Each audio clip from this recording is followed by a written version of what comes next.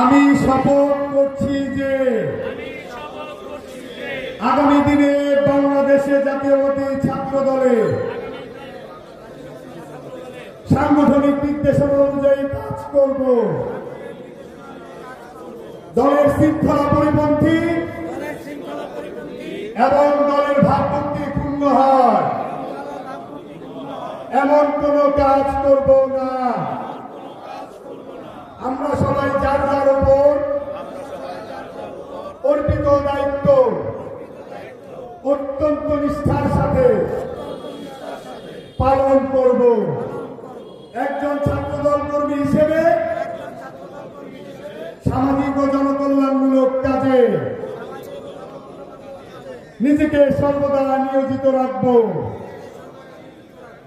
সবাইকে অসংখ্য ধন্যবাদ। আপনারা বসুন। বাংলাদেশ জাতীয়তাবাদী ছাত্রদল, যার ঐতিহ্যের সাথে মিশে আছে সংগ্রাম, বিগত দিনে দৈনিক কর্ণকণ্ঠ, সবার কথা বলে।